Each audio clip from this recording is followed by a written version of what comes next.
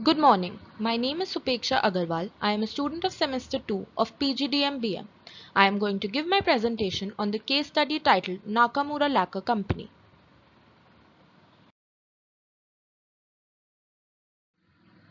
The Nakamura Lacquer Company is a well-known lacquerware company based in Kyoto, Japan, whose chairman is Mr. Nakamura.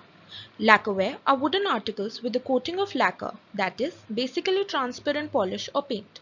It produces about 5 lakh lacquer pieces annually and is quite profitable. Their best-selling brand is Chrysanthemum. Coming to its SWOT analysis, its strengths are that it is the best known company for lacquerware in Japan with a steady production annually which is profitable. Weaknesses being that it has no presence in the foreign markets and also it can only increase its production to a very limited capacity. Since it is not present globally yet, becoming a global player becomes a great opportunity.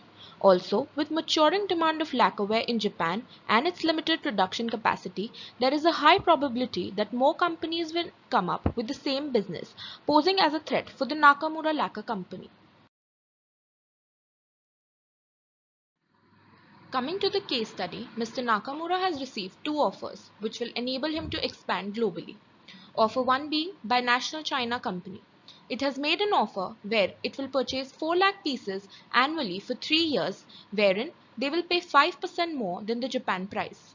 They have also placed a condition that Nakamura Lacquer Company will have to let go their brand name Chrysanthemum and will sell their products in US under the name of Rose and Crown, which is a brand under the National China Company. Nakamura Lacquer Company will also not be able to trade with any other lacquerware company other than National China Company outside Japan. Offer 2 was given by Samelback and Whittaker, Chicago. The offer being that SSW can purchase a maximum of 6 lakh pieces every year, which may go up to 2 million in the coming 5 years for 5 years.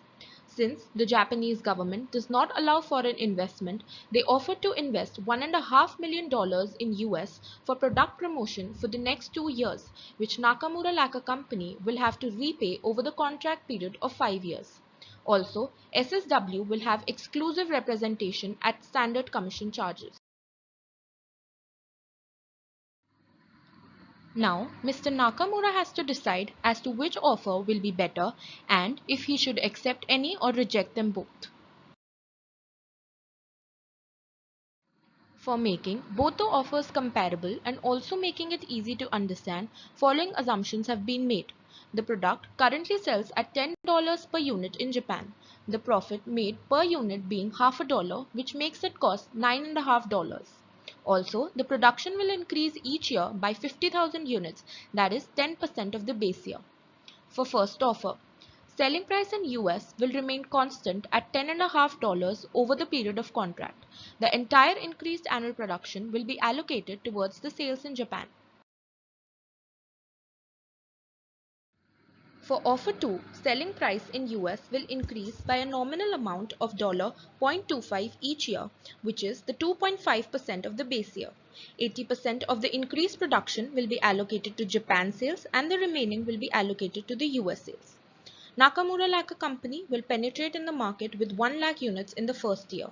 Standard market commission rates are 10%, and the cost of promotion, that is $1.5 million, will be repaid in the following manner: 10% amount in first and second year each, 25% amount in third and the fourth year each, and the remaining 30% in the fifth year.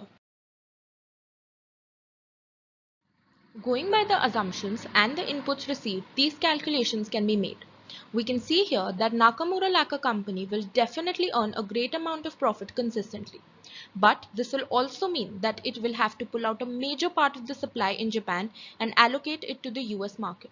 This will result in deterioration of the brand image in the Japanese market, as it will create a shortage with the loyal and old Japanese customers.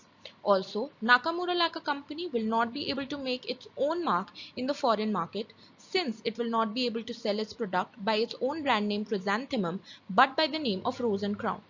Accepting this offer will also mean that Nakamura Lacquer Company will trade its brand value for profits, which does not seem to be a very wise decision. Here we can see that the company will definitely see a decrease in the short-term profits, but what can also be inferred is that this project will be profitable in the long term as it will help in creating a brand image in the foreign market. If the product is well accepted in the markets, Nakamura Lacquer Company will have an upper hand on the bargaining power with SSW and negotiations will be easier. Also, after the end of 5 years, when the cost of $1.5 million will be repaid, the profits will further increase.